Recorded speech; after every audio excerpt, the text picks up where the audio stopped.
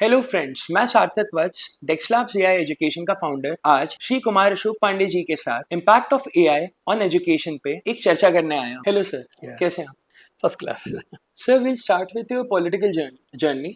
मैं चाहूंगा कि आप हम सबको थोड़ा अपने पॉलिटिकल बैकग्राउंड और अपनी जर्नी के बारे में थोड़ा इंसाइट दें और इंट्रोडक्शन दें। अब मेरा परिवार तो बड़ा एकेडमिक परिवार रहा। मेरे फादर आईएएस ऑफिसर रहे, तो मेरे लिए बड़ा मुश्किल काम था, क्योंकि राजनीति में जाना, राजनीति तो हमेशा बैकग्राउंड से होती है। मेरा परिवार में कोई पॉलिटिकल बैकग्राउंड नहीं था, तो ये निर्णय मेरा ही था। लेकिन छात्र जीवन से ही मुझे आवाज़ उठाने की एक आदत थी ओके। कि अगर कोई चीज़, कहीं भी कोई जुर्म हो रहा है, कोई चीज़ गलत हो रही है, तो मुझे उसके विरुद्ध आवाज़ उठाना चाहिए।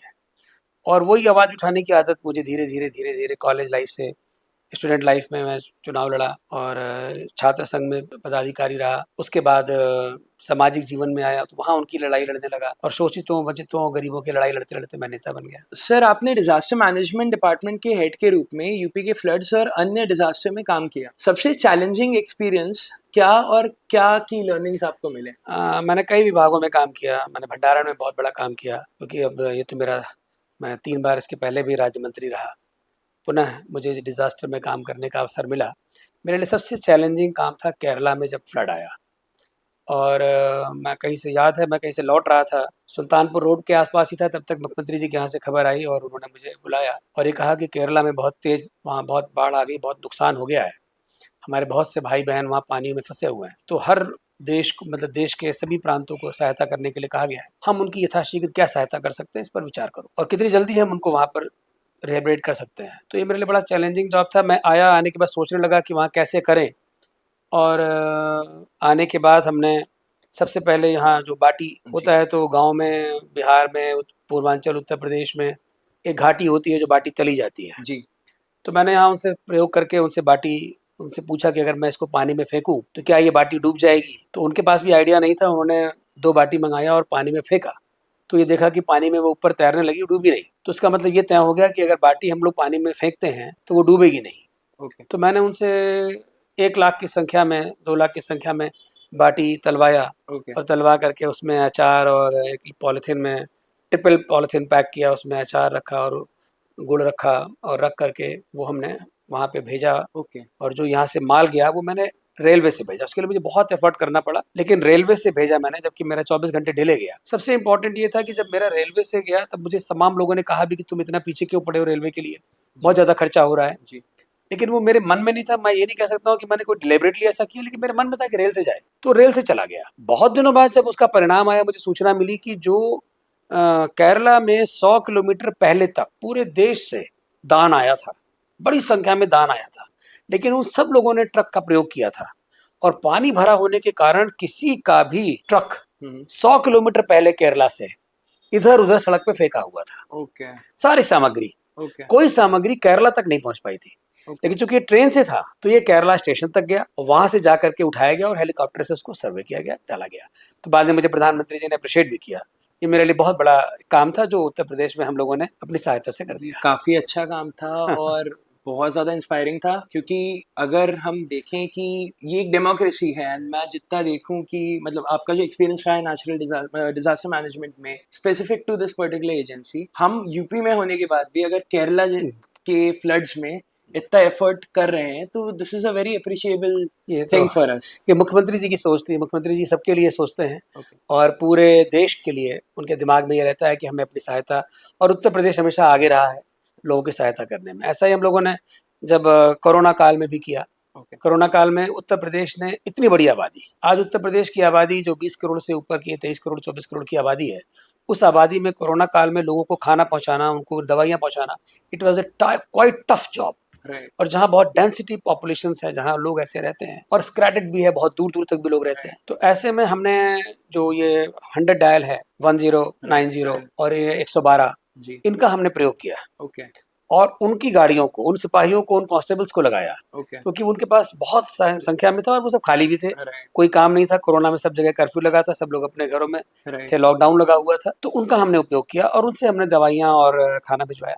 तो ये थोड़ा-सा, अब एआई बहुत तो नहीं, यूनिक। लेकिन हाँ, एआई से अगर प्रेरित होके हम लोग कोई इसी दिमाग से लगाते रिलेटेड हैं। मेरा अगला क्वेश्चन आपसे रहेगा कि इस पूरे, क्योंकि हम यूपी की बात कर रहे हैं, उत्तर प्रदेश की, और यहाँ पे जो आबादी है, अगर हम बात करें तो उत्तर प्रदेश खुद में काफी देशों से बहुत बड़ा प्रदेश है यू खुद में, right, you right. And the population is also very high. तो जब आप ऐसा कोई भी चैलेंज कभी आता है, कभी भी आता है, कोई डिजास्टर हो या कोई भी चैलेंज, जब भी गवर्नमेंट को क्विक रिस्पॉन्स करना होता है एंड एक मास लेवल ऑफ पॉपुलेशन के लिए डिसीजंस लेने पड़ते हैं या एक्शंस लेने होते हैं, तो उसकी प्लानिंग में कितना टाइम, क्योंकि आप लोगों के पास टाइम भी बहुत कम रहता है, तो मेरा ये क्वेश्चन इस चीज के अराउंड रहेगा कि आप मतलब उस पूरे टाइम, अब तो क्योंकि चलिए बहुत सारी चीजें बढ़ गई हैं, टेक्नोलॉजी बहुत आगे चली गई, and government is also have access to government is also having access to a lot of tech enabled tools now, but अगर हम कोरोना की बात करें, उससे पहले की करें, तो जितना मैं मेरे को जितना I am aware about the society, इतना टेक एडवांसमेंट नहीं आया था। तो उस टाइम तो ये काफी ज्यादा टफ रहा होगा आपके लिए, बहुत टफ था। To manage all these things. तो इसमें क्लरिकल टास्क जो है, उसमें आपकी टीम साइज या फिर क्या, थोड़ा बहुत अगर आप हमें उस चीज के बारे में इंसाइट देखिए, दें। सबसे बड़ी चीज है कि 2014 के बाद जो राजनीतिक समय था, जैसे हर पॉलिटिशियन का अपना एक टाइम होता था, वो सुबह तैयार होकर के निकले और उनके 3 घंटे 3.5 घंटे में राजनीति पूरी हो जाती थी। फिर वो कभी क्लब्स जा रहे हैं, एंजॉय कर रहे हैं, कुछ भी करते थे, मैं किसी पे कमेंट नहीं करना चाहता। लेकिन प्रधानमंत्री नरेंद्र मोदी जी ने आने के बाद एक राजनीतिक नजरिए को बदला। उन्होंने उस शासन को सेवा में बदल दिया कि हम शासन करने के लिए यहाँ नहीं आए हैं, हम सेवा करने के लिए यहाँ आए हैं। और सेवा का मार्ग उन्होंने हमको दिखाया कि जो राजनीति है वो सेवा का मार्ग है, वहां आपको सेवा करनी है। अब टाइमिंग देखिए आप, जो टाइमिंग 10 बजे से सरकारी अधिकारी पहुंचता है, सरकारी अधिकारी, चूंकि प्रधानमंत्री कहीं पर 8 बजे से पहुंच जा रहे हैं, तो अगर प्रधानमंत्री आपका देश का जाकर के 8 बजे बैठ जा रहा है और वो रात कर कुछ 10 बजे तक बैठा हुआ है, तो कोई अधिकारी कैसे घर चला जाएगा? तो उन सब का भी टाइम बढ़ने लगा। तो जो टाइम पीरियड पहले 8 घंटे के लिए काम करने का होता था भारत में, अब वो टाइम पीरियड बढ़ करके 14 घंटे 13 घंटे पहुंच गया, क्योंकि देश का प्रधानमंत्री 17 घंटे 18 घंटे काम कर रहा है। तो वही जब अधिकारियों में आया, फिर ऊपर से वो नीचे आया, मुख्यमंत्री जी भी इसी स्थिति में है, वो सुबह से जग जाते हैं, अपना काम शुरू कर देते हैं। तो धीरे धीरे हम सब के अंदर वो स्थिति आ गई कि हम सब लोग अब कोशिश करते हैं कि हमें 10 से 12 घंटे, 12 घंटे 13 घंटे हमें काम करना ही करना है, और हम लोग सब लोग 12-13 घंटे काम कर रहे हैं। अब जहां तक आपका ये प्रश्न है कि इसको टेक्नोलॉजी को, तो अगर टेक्नोलॉजी हमारे साथ नहीं होती तो मुझे लगता है कि हम कोरोना काल में सफल नहीं हो पाते। और टेक्नोलॉजी का हमने बहुत उपयोग किया, जैसे अभी मैंने आपको बताया कि हमने 1090 और 100 डायल को यूज किया। इसी तरह से हमने ये भी मेथड अडॉप्ट किया बनारस में, वहां जाके कलेक्टर्स के साथ हम लोग बैठे कि ये जो ओला और उबर है, इनका जो फिलॉसफी है, कैसे ये ऐप में लेते हैं और कैसे जो नियरेस्ट होता है। तो हमने एम्बुलेंस को हमने किया, हमारे एम्बुलेंस बहुत कम थी, और एक एम्बुलेंस वहां से आ रही है, आने के बाद यहाँ आके रिपोर्ट करे, फिर वो दूसरी जगह पे जाए, it take a lot of time. तो हमने ये कोशिश की कि उसको भी हम ऐप पे डालें, और ऐप पे डाल करके बाइक एम्बुलेंस भी किया, लोगों के जो स्कूल बसेस थी उनको भी एम्बुलेंस पे कन्वर्ट किया। ये अकेले मेरे डिपार्टमेंट का काम नहीं था, और भी डिपार्टमेंट सहयोग कर रहे थे। लेकिन उस टेक्नोलॉजी के जरिए, उस ऐप के जरिए हर जगह के कलेक्टर्स ने इसको ऑपरेट किया, और एम्बुलेंस कहाँ पर है, जो नियर बाई स्थान है, वहां पे जो एम्बुलेंस है, वहां पे एम्बुलेंस हम भेज दे रहे हैं। तो ये एक अच्छा सा रहा, और इसमें हमें लोगों का सहयोग तो मिला, और साथ में टेक्नोलॉजी का बहुत बड़ा सहयोग। सर, इस पूरे कॉन्वर्जेशन में अभी जितना भी हम लोगों ने डिस्कस करा, इसमें मैं दो जो कंक्लूजन है मेरे, मतलब जो मैं अगर कोई लिसनर है हमारा एंड वो आपकी बातें सुनेगा, तो जो टेक होम लर्निंग्स ले जाएगा अपने साथ, वो 2 पॉइंट जो बहुत इंपॉर्टेंट है आजकल, जो हम लोग बहुत हल्के में ले रहे हैं, युवा जो है वो बहुत हल्के में ले रहा है इस चीज को। जो आई थिंक सबसे पहली चीज है डिसिप्लिन, क्योंकि जब जैसे आपने बताया कि पॉलिटिक्स में जो एक बहुत बहुत इंपॉर्टेंट एलिमेंट है हमारी सोसाइटी का, उसमें भी discipline is very important, and जब डिसिप्लिन चेंज होता है तो पूरा का पूरा ब्यूरोक्रेसी, पूरा का पूरा सिस्टम बहुत अलग तरीके से काम करने लग जाता है और बहुत एफिशिएंट हो जाता है। तो ये जो डिसिप्लिन वाला एक सबसे पहला पॉइंट है, ये मेरे हिसाब से is very important for the students और the listeners. And other than this, जो सेकंड मेरी लर्निंग रही सर, वो ये रही कि टेक्नोलॉजी का किसी भी जब भी कोई इमरजेंसी सिचुएशन आती है, जैसे कोविड या फिर कोई भी कैलामिटी होती है, तो उस टाइम पे टेक्नोलॉजी को अगर हम लोग सही से यूज करें तो उसका फायदा भी बहुत है। Like technology gives efficiency. तो क्या आप इस पॉइंट पे मेरे सहमत है, टेक्नोलॉजी और एफिशिएंसी पे? बिल्कुल बिल्कुल मैं से सहमत हूँ, और बिना टेक्नोलॉजी के कोई चीज आगे आप उसमें मास्टर नहीं हो सकते। कि काम तो होता ही था, वही कढ़ाई, वही करछिल, वही देसी घी, वही किचन पहले भी था, आज भी वही है। लेकिन अब जो चीजें प्रोडक्ट होकर के आ रही हैं, उसमें आपके सामने ये आ रहा है कि वो जो स्वीट रख रहा है, उस स्वीट में बता दे रहा है कितने कैलोरीज इसमें क्या है, किसमें क्या है, किसमें कितना है। अब मैं अगर आपसे कहूँ कि हम ऐसे कुछ पेशेंट्स हैं आयुर्वेद में जिनके लिए हम बंगाल से, वेस्ट बंगाल से, कलकत्ता से, वहां से रसगुल्ला आता है, वो रसगुल्ला उनको खिलाया जाता है। सौंदेश आता है जो उनको पेशेंट्स को खिलाया जाता है, क्योंकि वो जो रसगुल्ला है वो जो उसको गायों को चुकंदर खिलाया जा रहा है, उन गायों को ऐसी चीजें खिलाई जा रही है, तो चुकंदर का जो रसगुल्ला बन रहा है वो हल्का रेडिश है, और वो खा के जो गाय दूध दे रही है उसको खिला के जो उसका रसगुल्ला है वो उनको खिलाया जा रहा है। तो there are so many kinds, though are so many things कि जहाँ पे टेक्नोलॉजी के साथ पुरानी चीज को जोड़ा गया। तो मैं बिल्कुल तरह सहमत हूँ कि डिसिप्लिन तो देखिए हर क्षेत्र में, हर फील्ड में डिसिप्लिन बहुत अनिवार्य है, और ये हमें प्रधानमंत्री और मुख्यमंत्री से सीखना चाहिए। मेरा तो रोल मॉडल अपने जीवन का प्रधानमंत्री माननीय नरेंद्र मोदी जी और मुख्यमंत्री योगी आदित्यनाथ ही हैं, क्योंकि इतना डिसिप्लिन लाइफ वो जीते हैं और उतना ही डिसिप्लिन तरीके से वो अपने देश की सेवा भी कर रहे हैं। और यही कारण है कि आज बहुत से काम हुए, जितने काम हम विगत 70 वर्षों में नहीं कर पाए वो हमने बहुत जल्दी कर दिया। मैंने अभी आते ही इनको भी एक बताया कि 60-65 वर्षों से पीलीभीत बगल में है, जहाँ पे लोग लड़ाई लड़ रहे थे कि उनको जो मेरे पास डिपार्टमेंट सीए है, तो उसमें उन लोगों के पास कोई नागरिकता नहीं थी, वो बोनाफाइड भारत के नागरिक नहीं बन पाए थे, और उसके लिए वो स्ट्रगलर थे।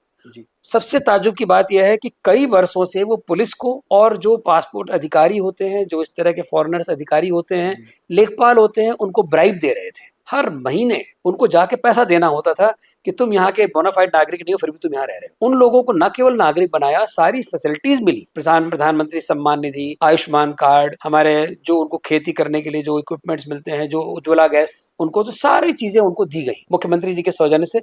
और अभी मुख्यमंत्री जी ने उनको जमीनें भी दी हैं। जो 60 सालों से संघर्ष था वो वहां पहुंचा। तो ये डिसिप्लिन तो बहुत जरूरी है। लेकिन डिसिप्लिन के साथ साथ मैं हमेशा, आज भी मैंने अपने एक्स पे ये पोस्ट किया है, लकीली मुझे नहीं पता था कि आपसे मीटिंग होने वाली है और ये सब्जेक्ट आ जाएगा, लेकिन मैंने पोस्ट किया है कि विद्यालयों में शिक्षा के साथ साथ संस्कृति की भी एक कक्षा जरूर होनी चाहिए जी। क्योंकि मैं देख रहा हूँ कि संस्कृति विलुप्त हो रही है। सही पॉइंट। अगर कोई एक देश किसी देश के लिए ये कह दे कि मैं इस देश की नस्ल को समाप्त कर दूंगा, तो ये दुर्भाग्यपूर्ण है। सही बात, बहुत दुर्भाग्यपूर्ण है। सही बात। किसी को भी ये अधिकार नहीं है। अगर वो संस्कृति डेवलप रहेगी तो कहीं ना कहीं जीवित रहेगी। हम कितने वर्षों से गुलाम रहे, लेकिन हमारी संस्कृति कहीं ना कहीं जिंदा थी, जो आज भी हमारी संस्कृति उभर के सामने आई है। तो हमें एक क्लास, आज ही मैंने कहा है, तो आपकी बात बहुत अच्छी है कि बिल्कुल हमें अपने डिसिप्लिन के साथ साथ संस्कार और संस्कृति का भी एक क्लास होनी चाहिए, और वो आज टेक्नोलॉजी के माध्यम से ही हो, बेशक कुछ समय के लिए हो, लेकिन होनी जरूर चाहिए। तो सर, युवा के लिए एक तरीके से ये मंत्र हो सकता है कि डिसिप्लिन प्लस टेक्नोलॉजी आज की डेट में युवा को या फिर किसी को भी अपने आप को 100% एफिशिएंट या सुपर ह्यूमन बनाने के लिए एम्पावर कर सकता है। मूविंग फॉरवर्ड, सर स्पेसिफिकली, मतलब after all this communication which we had, पूरा का पूरा जो हम लोग ने डिस्कशन करा, मैं अब स्पेशली इस पार्ट पे आना चाहूँगा कि आपका क्या मैसेज है to all those teachers, students and all the parents out there. क्योंकि एक ना हम यूपी में हैं, और ये बात फिर आप भी जानते हैं कि यूपी में एक मेंटालिटी बैरियर हमेशा से आता है टेक्नोलॉजी को अडाप्ट करने के लिए या अडॉप्ट करने के लिए। मतलब कोई भी नई टेक्नोलॉजी आती है तो लोग डरते बहुत हैं। तो उस, और डरने से ज़्यादा रूढ़ियाँ भी रहती हैं कि पता नहीं क्या है, हमारे काम आएगा कि नहीं, एंड उससे ज़्यादा लोग आलस में भी, मेरे हिसाब से, क्योंकि डिसिप्लिन, क्योंकि एक हमारे बहुत इंपॉर्टेंट टेकअवे था डिसिप्लिन का, मेरे हिसाब से आज के डेट में समाज में 80% रीजन इज लेजीनेस। बट मेरे हिसाब से लेजीनेस इज इम्पॉर्टेंट, बट वो अगर टेक्नोलॉजी को यूज करके इंसान सही चीज़ों के लिए लेजीनेस अपनी, और जिन चीज़ों के लिए लेजी नहीं होना चाहिए उसके लिए डिसिप्लिन रहे, तो बहुत एफिशिएंटली वो अपने आप को मैनेज कर सकता है। Definitely, right. तो माई पॉइंट इज दैट इस रूढ़ी को, क्योंकि laziness is a very big problem, मैं खुद जा रहा हूँ स्कूलों में, टीचर्स से मिल रहा हूँ, बच्चों से मिल रहा हूँ, और मेरे को ये चीज़ समझ में आ रही है कि ये एक ब्लॉकेज है, एक बहुत बड़ा ब्लॉकेज है सोसाइटी में। तो आपका क्या उन लोगों के लिए मैसेज रहेगा? मैं सबसे पहले तो ये जरूर कहना चाहूंगा, और आपके चैनल के माध्यम से, आपके भी माध्यम से, कि हर व्यक्ति को, चाहे वो स्टूडेंट हो, चाहे वो टीचर हो, चाहे वो पढ़ चुका हो, चाहे वो पढ़ रहा हो, चाहे वो कितना ही बुजुर्ग क्यों ना हो गया हो, रिटायर नहीं होता है, कभी रिटायर नहीं होता है।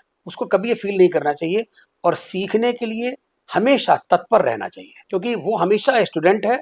अपने मन में मान के रखे कि वो आज भी स्टूडेंट है, और अगर वो ये मान के चलेगा कि वो स्टूडेंट है, तो वो जिज्ञासु रहेगा, सीखने के लिए, नॉलेज को गेन करने के लिए हमेशा वो तत्पर रहेगा। राइट। प्राप्त करना चाहेगा। दूसरी बात जो सबसे इंपॉर्टेंट है कि जो टीचर है वो भी जिज्ञासु होगा, और कौन टीचर हमको सिखा देगा ये कोई मतलब नहीं, समाज का कोई भी व्यक्ति किसी को सिखा सकता है। There every day we take the lessons. Right. कभी हम बर्ड से लेसन ले लेते हैं, कभी हम एनिमल से लेसन ले लेते हैं, कभी हम चलते हुए किसी साधारण से व्यक्ति से लेसन ले सकते हैं। अडॉप्ट करेंगे अगर हमारी शक्ति, हमारी इंद्रियां खुली हुई हैं ग्रैस्प करने के लिए, अडॉप्ट करने के लिए, तो वो हमें लेसन हम अडॉप्ट कर लेंगे। अर्जुन अगर जिज्ञासु नहीं होता तो आज हमारे पास गीता नहीं, और अर्जुन तो महान सम्राट था, जी। महान राजा था, जी। उसके पास किसी चीज की कोई कमी नहीं थी। लेकिन जब उसने अपने को कृष्ण के सामने खड़ा पाया तो उसने पाया कि उसने जीवन में जो कुछ भी था वो कुछ भी नहीं था, और वो भिखारी के सामने भिखारी की तरह, भिखारी के समान आचरण करने लगा। लेकिन जब कृष्ण ने उसको दिया तो वो पूछता चला गया और कृष्ण उत्तर देते चले गए, तो आज गीता बन गई। तो इसी तरह से हर व्यक्ति को अपने जीवन में जिज्ञासु रहना चाहिए, तत्पर रहना चाहिए, लेसन कौन दे रहा है उसको समझना चाहिए। सर एक कंसर्न और बहुत बड़ा है जो सोसाइटी में आजकल है कि स्क्रीन टाइम जो है वो एक बहुत बड़ा, लोगों को लगता है कि शायद दुश्मन है, पेरेंट्स को लगता है कि बच्चों का दुश्मन है, टीचर्स को लगता है कि बच्चों का दुश्मन है, या फिर और भी बहुत सारी इसके अराउंड थॉट्स हैं लोगों के। तो आपका क्या थॉट है इसके अराउंड स्क्रीन टाइम के बारे में? देखो, पेरेंट्स का तो जो जहाँ तक सोचना होता है, पेरेंट्स हमेशा अपने बच्चे को लेकर के बहुत ज्यादा संवेदनशील रहते हैं, और उनकी संवेदना उनके स्वास्थ्य को लेके होती है। तो वो हमेशा इस बात से बहुत संवेदनशील है कि बच्चा मेरा बहुत समय दे रहा है मोबाइल में, तो उसकी आंखों पे असर ना पड़े। लेकिन मैं एक बात जरूर कहना चाहूंगा कि पहले हमारे इस जीवन की 3 मूलभूत आवश्यकताएं थी: रोटी, कपड़ा और मकान। इन 3 चीजों के सिवा हमारे पूरे जीवन काल में कोई चौथी सोच नहीं थी। लेकिन अब रोटी, कपड़ा, मकान के साथ मोबाइल भी जुड़ गया है। मोबाइल अब एक आदमी की पहचान बन गया है। मोबाइल एक ऐसा आवश्यक इंस्ट्रूमेंट बन गया है जिससे हर व्यक्ति, खाली उसको मिसयूज नहीं, उसके बहुत सारे यूज हैं। तो हमें अपने बच्चे को इसलिए जागरूक करना है कि वो उसको यूजफुल करे। तो टेक्नोलॉजी, मैंने आपसे पहले भी कहा अपने सवाल में कि टेक्नोलॉजी अपने जीवन में रखना ये ब्रह्मास्त्र है। जैसे शस्त्र हैं आपके पास, हमारे हर देवी देवता के हाथ में शस्त्र हैं, लेकिन एक ब्रह्मास्त्र है जो दिखाई नहीं पड़ता जिसका वो प्रयोग करते हैं। तो इस तरह से एआई भी एक ब्रह्मास्त्र के रूप में हर बच्चा, शिक्षक और पेरेंट्स के लिए उपयोगी है, उसको मान के चलना होगा। So with this will end our discussion आज का, and thank you very much for your time sir. मेरे को पता है अभी आपने, जैसे आपने बताया, you are very much actively involve in that particular, जो आपने इलीगल इमिग्रेंट्स को लैंड और सारे राइट्स दिलवाए हैं उस एक्टिविटी में। Along with that you have a lot of things planned up, and with that I will take a leave from you. So nice. And thank you very much for your time, sir. Your time is very precious. I know you have to work hard and go to the youngs and both, I think. So nice. Thank you so much. Thank you, sir. Thank you.